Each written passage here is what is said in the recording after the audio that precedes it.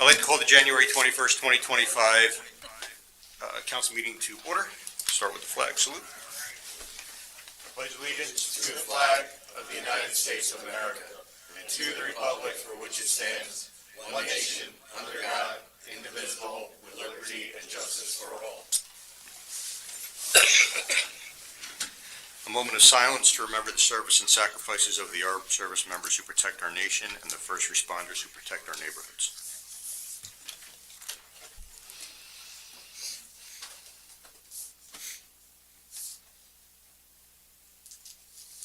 Clerk, please take the roll. Councilman Freelander. Here. Councilman Sackett. Here. Councilman Quinn. Here. Councilman Brooks. Here. Councilwoman Noon. Here. Councilman Salberg. Here. Councilman Wojtovich. Here. Council Vice President Brooks. Here. Council President Morrison. Here. Adequate notice of this meeting was provided to the Daily Record and the official newspapers for the Township of Rockaway. Notice was posted on the official bulletin boards of Rockaway Township, the Township website, and notice was filed in the office of the Township Clerk.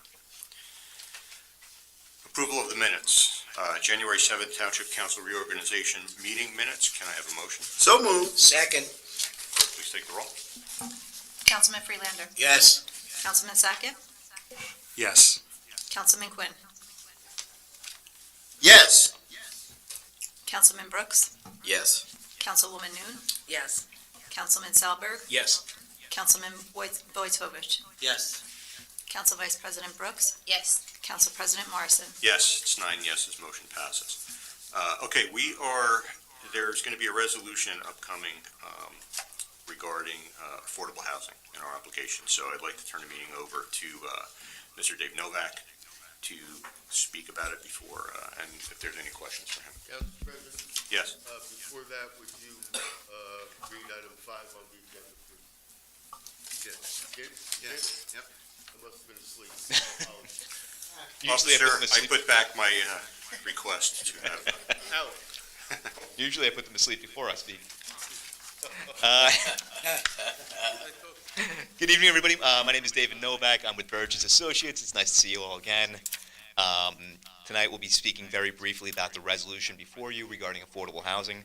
So just as a very, very brief background, back on March 20th, 2024, the state adopted new affordable housing legislation, which basically amended the prior Fair Housing Act. What that legislation did is that it got rid of what used to be called COA, the Council on Affordable Housing, and it split its duties between two different entities, the DCA, the Department of Community Affairs, and the Office of Administrative Courts.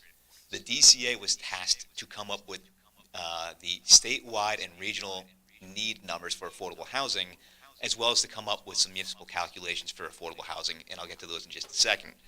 The AOC was designated to create something called the program, which sounds, I know, very kind of ambiguous and innocuous, but that is basically the dispute program. So COA is gone, now replaced by the DCA and the program. DCA, as I mentioned, was tasked to come up with the statewide housing need numbers as well as the municipal need numbers. They released those municipal numbers on October 18th, 2024. The interesting thing is that those numbers are advisory only, right? So the DCA has this whole worksheet.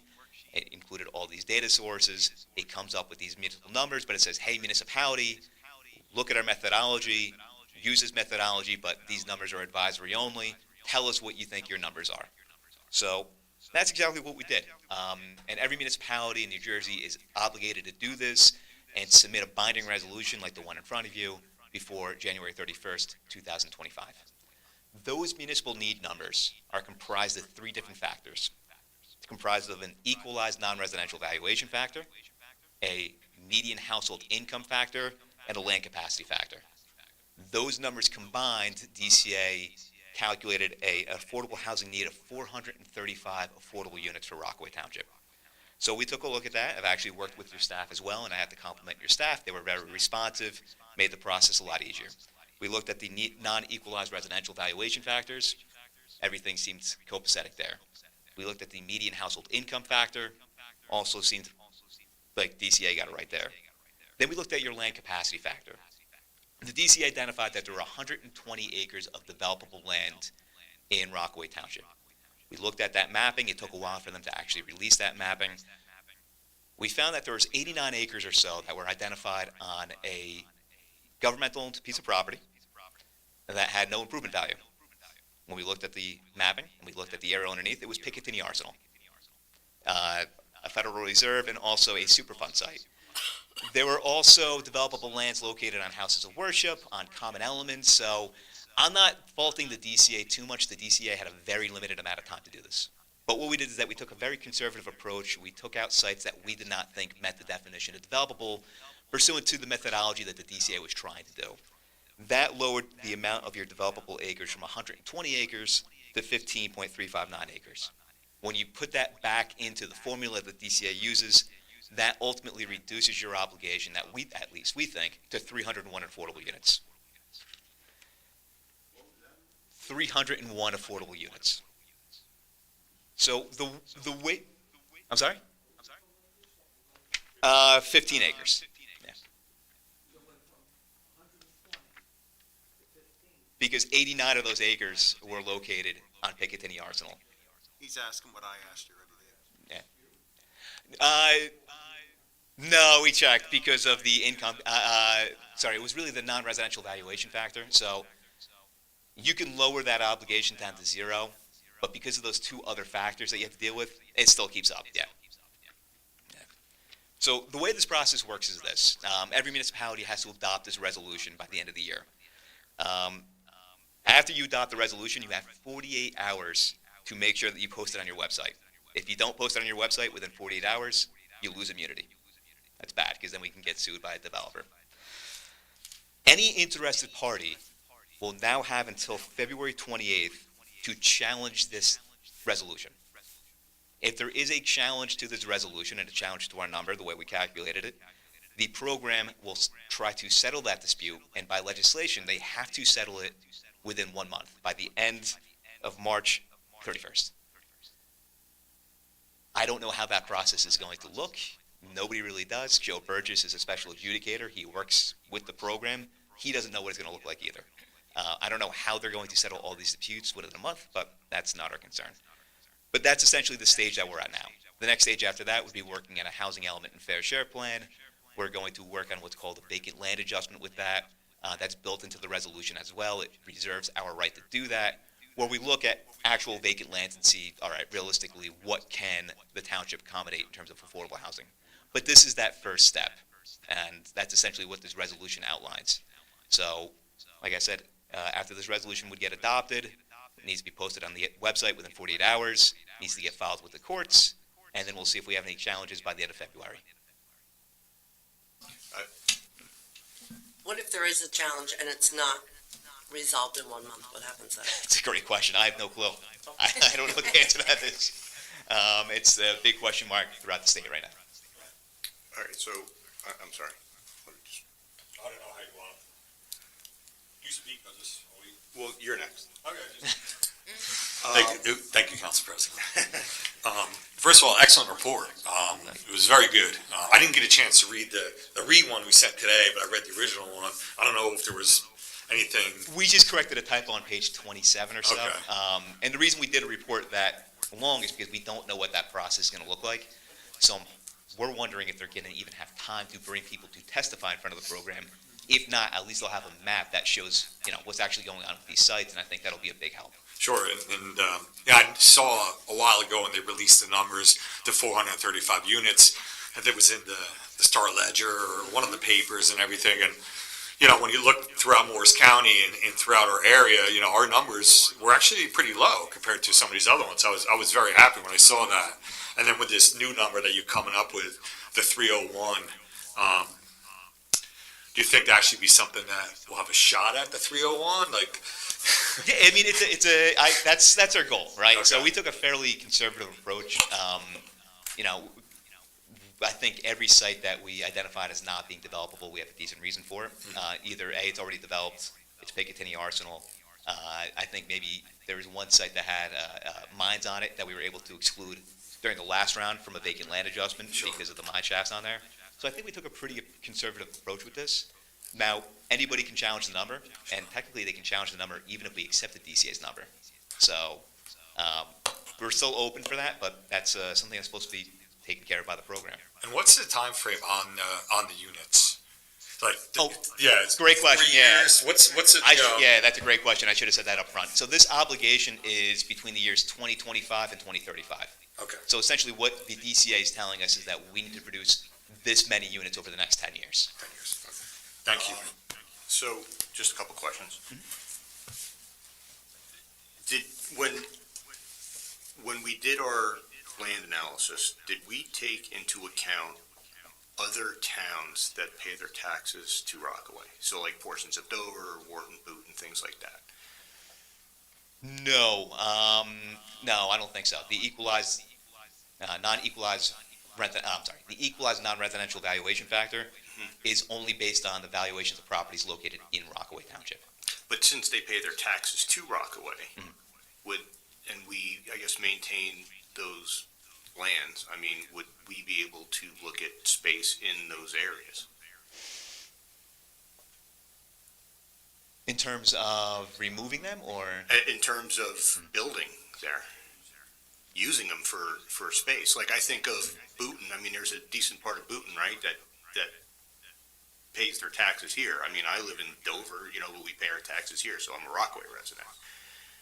Does it look at mailing address or no? No, it just looks at within the municipality. Yeah. But we should take a look at, again, if they're paying taxes to Rockaway, and we're maintaining that in police response and things like that, But I think only those values of properties actually located within Rockaway Township, like block and lot numbers assigned Right. to Rockaway Township. listen, I'm just thinking, No, I understand, yeah. out loud. What about county land within the township of Rockaway where they are building affordable housing? Does that count for our number? So they actually included a portion of the county property on, what is that, Mount Pleasant? Yeah, Mount Pleasant, leading toward the mall, right? Yeah. Yes. Well, I'm talking about that land. So when they put in those affordable houses, Yes. does that come off of our 301? So they actually counted a portion of that property as developable. We took that out because it is developed. So they were trying to, the DCA analysis actually included that in our land capacity factor. Right. We took that land out because we said it's already developed. They probably saw an improvement value of 0 or a tax code that didn't line up to something. Right. So we take credit for those units in the past. If they were to ever develop additional units there, we would take additional credits for that. Yep. But we're not counting that as something that's raising our obligation because we figure that's already developed land. And when we identify land and we say, okay, we're gonna do that, what is the mechanism to start building there? We make it. So if it is something on like county property, we'd probably enter an agreement with the county. I know they had reached out maybe a year or two ago. I don't think it went anywhere about building something there. Typically, we would work in conjunction with them, maybe do a courtesy hearing in front of the planning board. For other sites that are not publicly owned, say privately owned property, we would address those sites in the housing plan, and then we would come up with draft zoning ordinances in the housing plan that we would later implement. So that would either be a rezoning of the site or an overlay zone that would allow for a different development option that would allow for multifamily with that 20% set aside for affordable And housing. then what, solicit out to builders?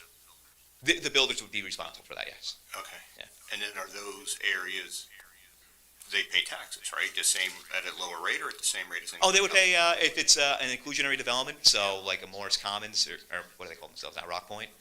Yeah, they would pay taxes. And then last question, sorry. Is there Those any, were my questions, that's good. is there any consideration for how this could possibly increase the population of the schools? Is there any consideration locally? Absolutely. Is there any consideration by the state? No. When you do zone for multifamily and when the multifamily does get built, typically you are going to see an increase in population, including school population. Okay. Not something that the state really cares about, unfortunately, when Right. it comes to the legislation. Okay. Yeah. That, sewer systems, water systems, they just, in regards to affordable housing, they just look at the number. Okay. Yeah. Sorry, Jack. Go ahead. Okay, so did we take out the brownfields that we can't build on? Those are the ones that are over by R&S Strauss across from Lakeland Bus. Oh, yeah, none of those, property? none of those were included by, yeah. None of that's included. Not that I remember seeing, no. And then Even the capped site wasn't included by these. and all of the Highlands stuff. That's a good question, too. Yeah, the preservation does not get counted towards our obligation either. So that gets pulled out of the total buildable numbers also. Exactly, yes. And the mine shafts and all that, yes. Yeah, we took out a site that had confirmed mine shafts on there. Right. That was also a site that we eliminated from our vacant land adjustment last year. The legislation, or at least the DCA analysis, did not specifically include mine shafts, and also didn't include contaminated sites, but during the League of Municipalities, that question had been asked, and they said, basically present the information, so that's what we did. Yeah, and going through this over all these years with COA, the numbers always change, so I'm praying that your number gets a little bit lower, but Yep. it looks good. Thank you. Thank you. Quick one, Dave. What, for low-income housing, what's the salary for the people to be eligible? It's a good question. I'm going to look on my phone for that.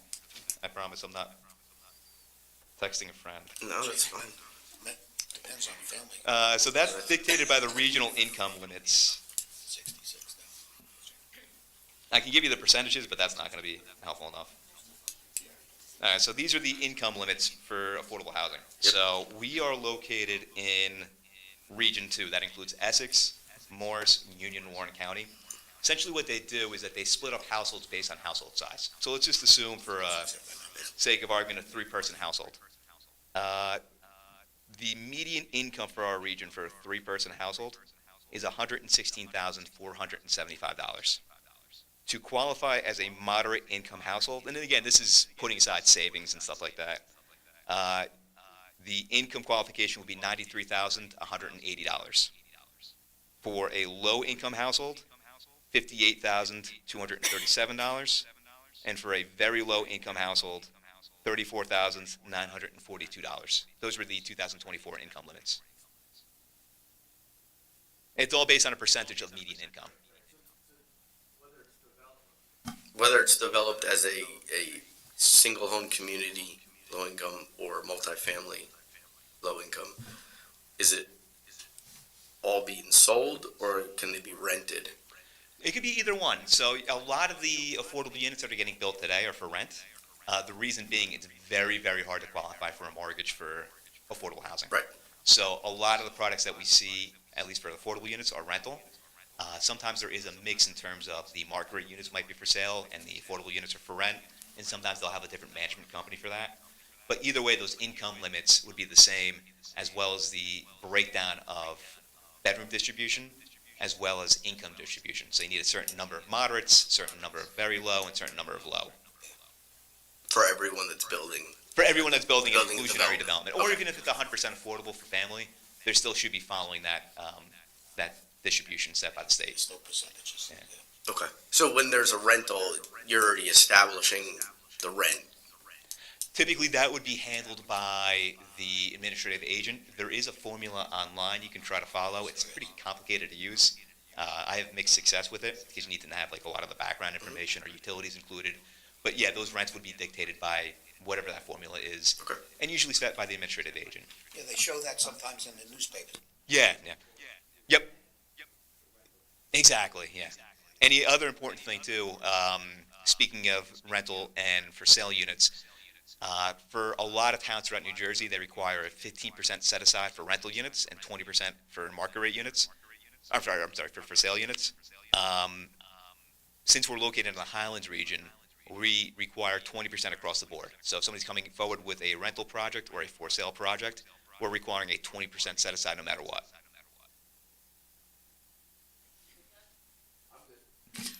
Okay, so I may have missed it, but based upon the low, the moderate, all of that, right? That 301, and we're just gonna use that number, because if you put it into the universe, Jonathan, it happens. We're gonna take that number. You're saying that there's a formula to dictate how many have to fall within each one, or we determine, like, who determines how many? Or Absolutely. what?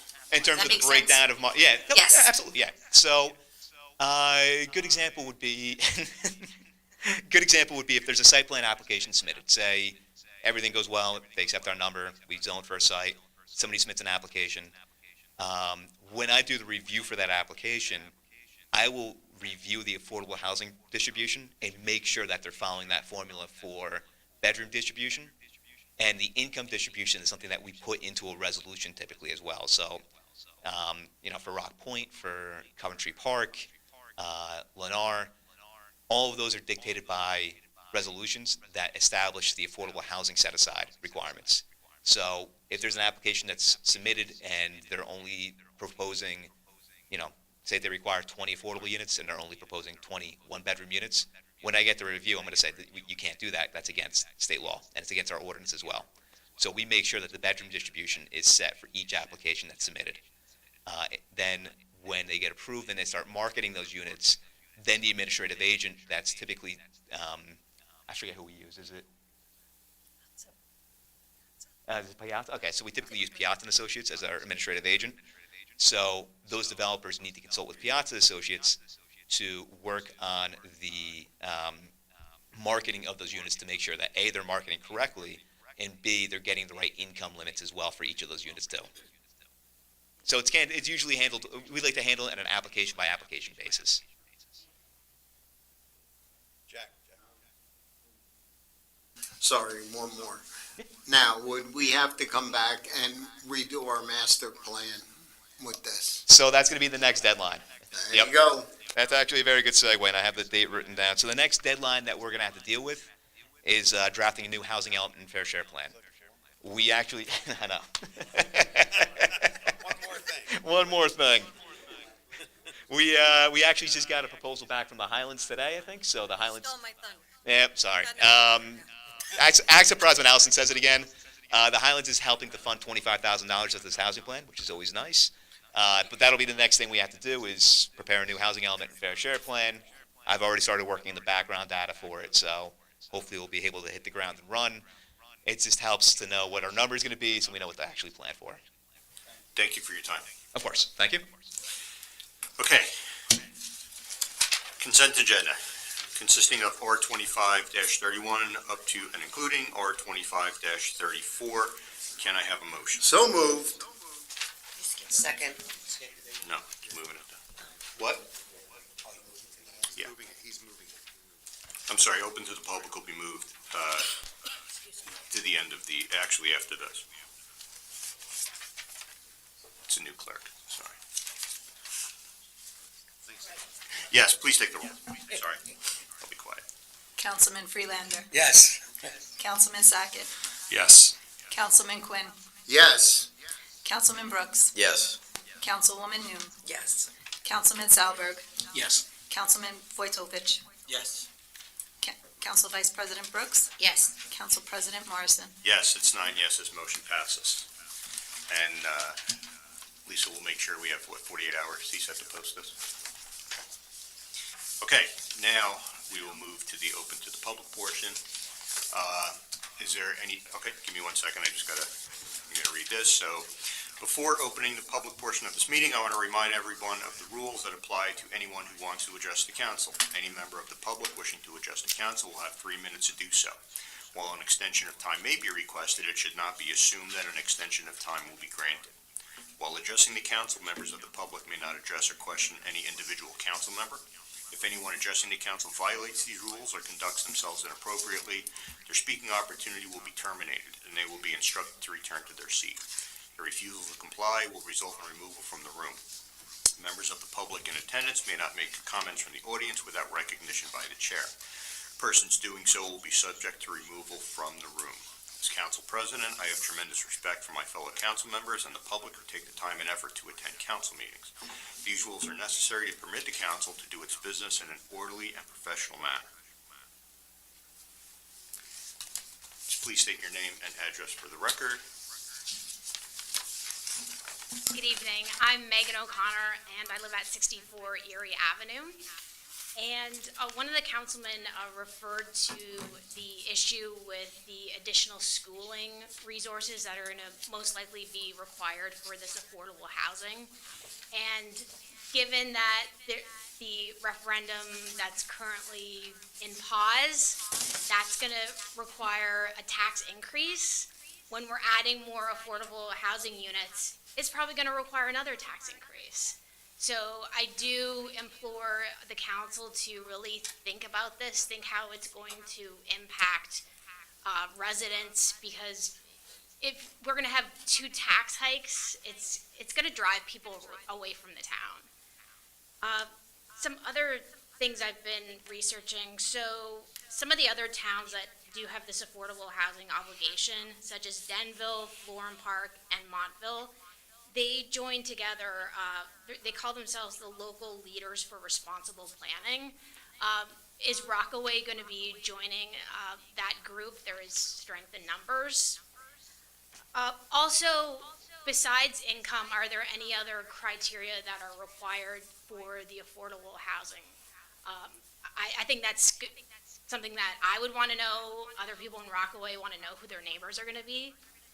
And then something I didn't hear in the presentation is and it sounds like it's still up in the air, but I could be wrong because I was trying to make sense of it, where exactly the new housing is going to be built, when it's going to be built, and lastly, how many regular units are you allowed to build? Thank you.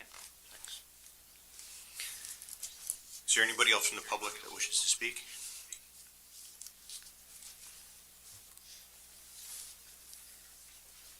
Name and address.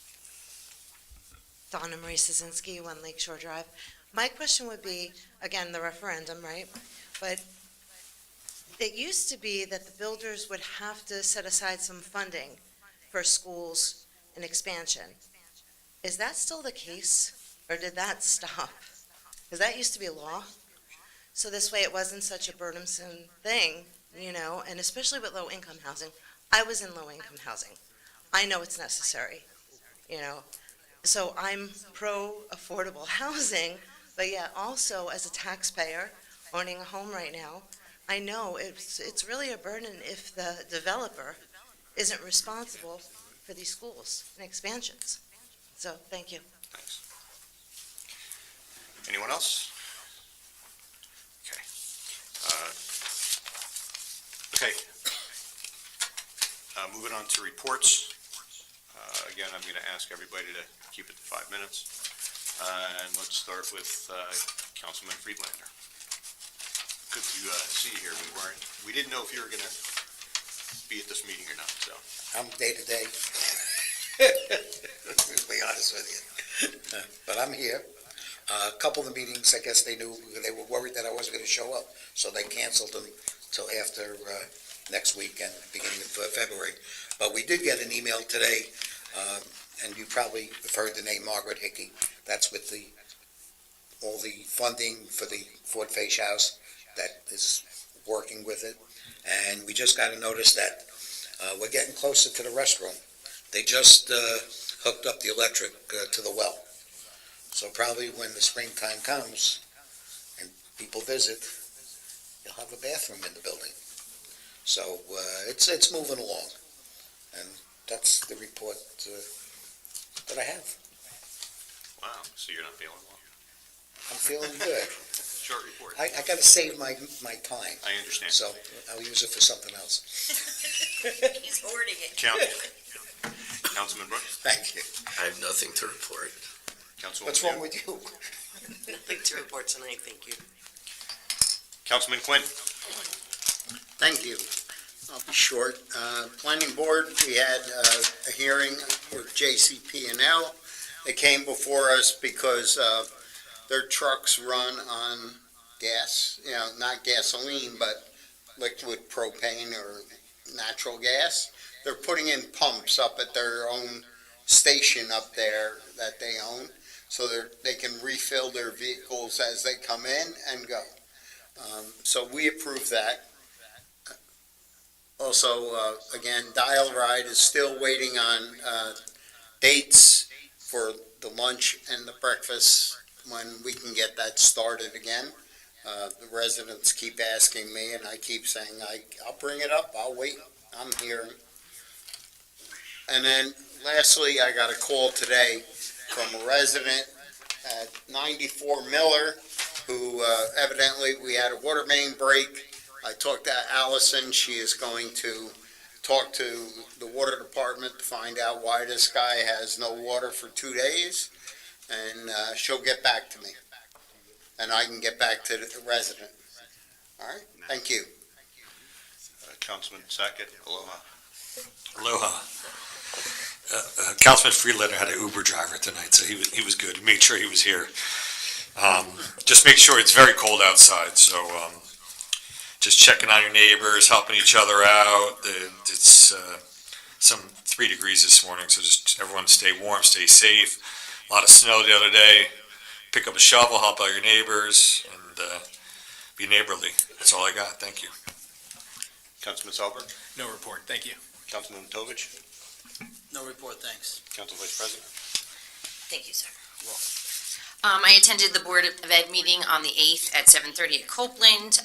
They had their reorganization meeting. The new president is Dr. Aaron Tomasini, the new vice president is Mrs. Noelle Anderson. They swore in 2 new board members, Ms. Jamila Torn and Ms. Jackie Richardson. The superintendent had noted that the referendum is, I guess, on some sort of hold. The EPA, I think, don't hold me to that, if that's the actual department, DEP, thank you, Adam, has some issues with a few things, so that is not moving along smoothly. But also, the BA, Megan Slam, wanted me to send over my thanks again to the administration, and I think specifically the tax office. Everyone at the town hall is always, she said, just wonderful and fantastic, and they get her everything she needs and then some. So she genuinely appreciates it. And Dr. Corbett also mentioned he really appreciates that he can just pick up the phone, and they had an issue with one of their guys at KDM, and the town guys went over and plowed the lot, and everything was awesome. So again, they just really appreciate the bridges that we have between the municipality and the school district. So I thank you for that. The next board meeting is actually tomorrow evening, 7:30, Copeland Middle School. And then I want to, again, just thank all of the DEP guys, the police department, the rave alerts that have gone out, the weather. Like Councilman Sackett said, it's very cold. Check on your neighbors, help them out. But again, I think we really need to give these gentlemen and ladies a big thank you. They do a fantastic job in Rockaway Township. I was actually drove into another town today, and I, in my truck, slid in the snowy parking lot. So again, not here. It was not fantastic, but this one was. So thank you so much again. That's all I have. Yeah, I just want to echo that message. I was out late on Sunday during the storm. It was like 9:30. The DPW guys I was on Fleetwood, and they had trucks working in like teams. One would push, and then the next one would go. And the road was awesome. And as soon as they hit the county road, Mount Hope, like I was all over the place. So our roads were better than the counties, so that was awesome. And then the only other thing, Ms. Palmieri, I just want to, when it comes to your report, just an update on budget books and when we're looking at that. Mr. Yachafano. Council President, I had a lengthy report planned for tonight, but since you throw me out twice already, I'll take it very quick. We conducted our annual review of OPA requests. That's request under the Open Public Records Act, made to the records custodian in our clerk's office. Is your mic working? How's that? Yeah, better. Had to straighten it out. Okay. As I started to say, we conducted, by the request of the Council of Administration, our annual Oprah inventory, which refers to the number of Oprah requests handled by the clerk's office.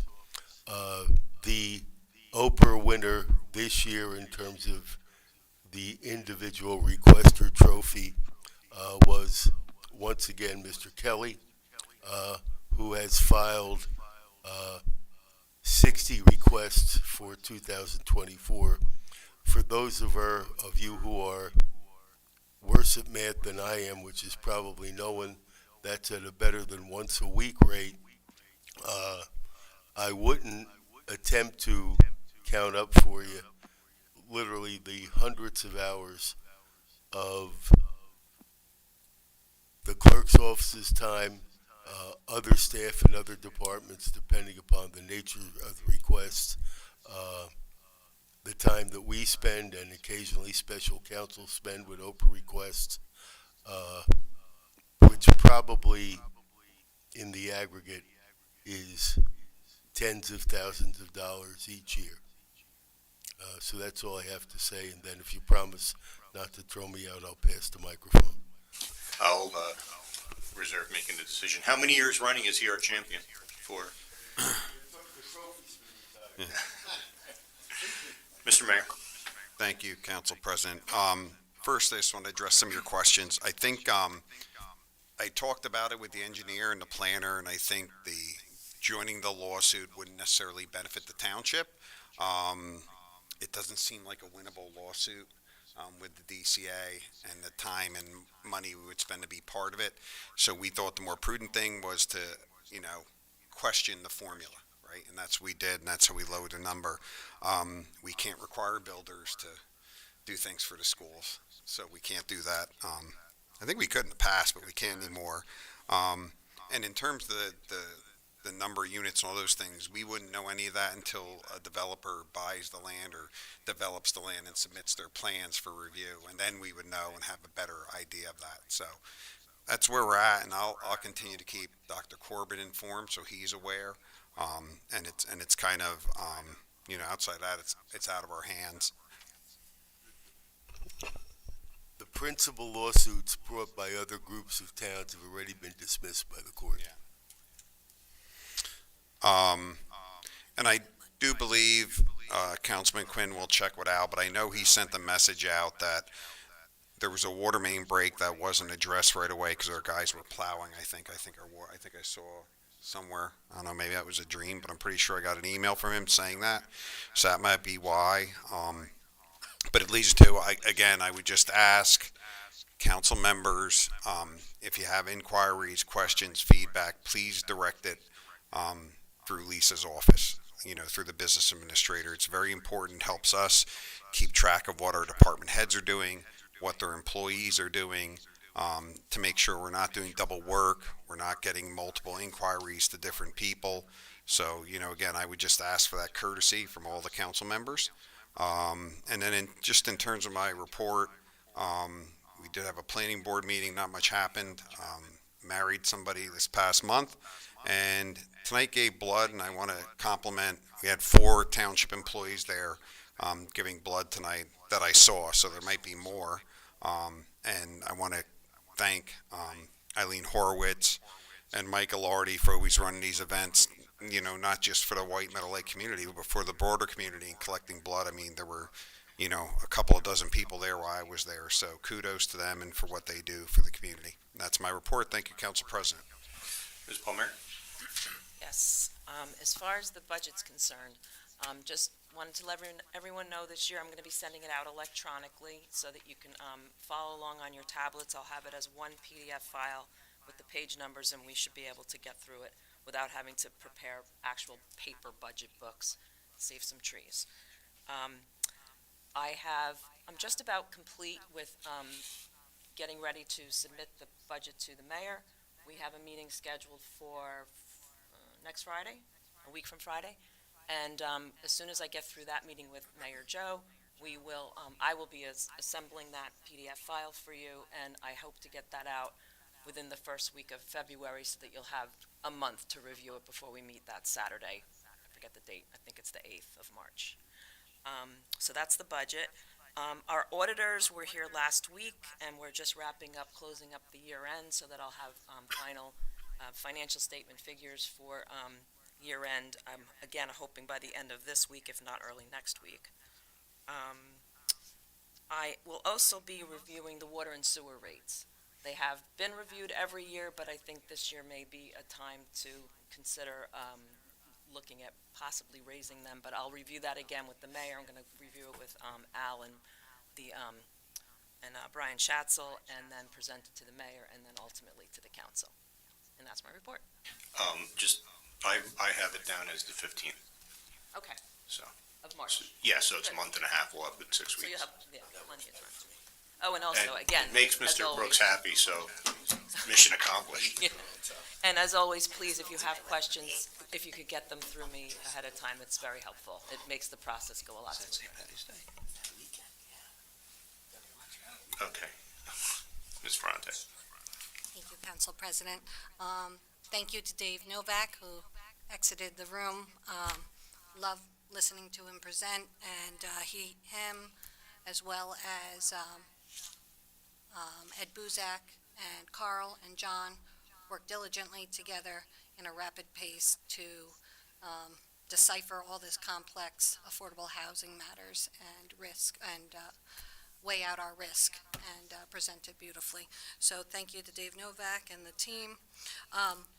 Want to touch on Lady's point. We will look into local leaders on responsible planning, see whether that's something that we want to be a part of. I do believe that a large majority of the application for affordable housing is based on income, but it is a lengthy application. You could access it online through the township, or you could contact us and we could help facilitate so you could see what the application looks like. And as Dave Novak was saying, the next step would be to work on that housing element and fair share plan, which basically lays out the roadmap of how we would possibly attempt to meet the 301. And like Lisa and Dave said, we did get a grant from the Highlands Council of $25,000 to help us with that. So that's it. Chief?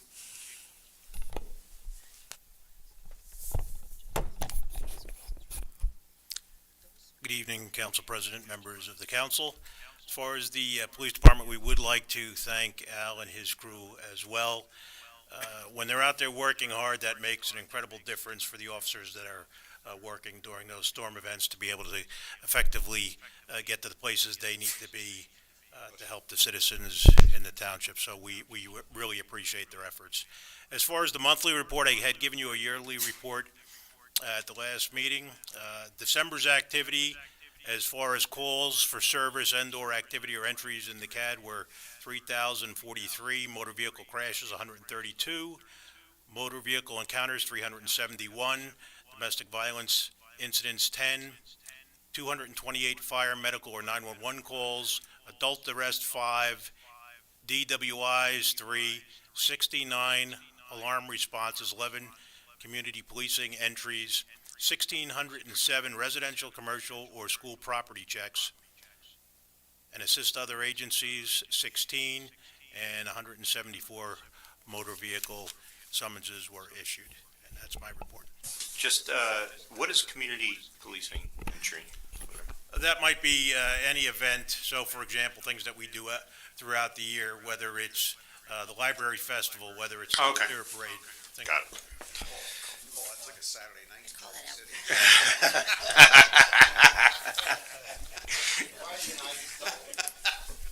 Mr. Tabbitt. Thank you, Council President. Just one quick item. In collaboration with Mayor Jackson, the Division of Health did make application for a New Jersey Healthy Town designation. This is assigned by the New Jersey Healthcare Quality Institute and consistent with the Mayor's Wellness Campaign statewide. It basically represents our efforts to promote healthy living and well-being in the town. Right now, we're striving for a Healthy Town up-and-coming designation, so perhaps by the League of Municipalities Conference in November of this year, maybe we'll get invited to present some of our model practices, and we've had a few. And credit to Brittany Bernstein, no surprise here, as our Program Development Specialist and Outreach Coordinator for taking the lead on this for the division. Thank you. Okay, I'd like to make a motion to adjourn by consensus. All in favor? Aye.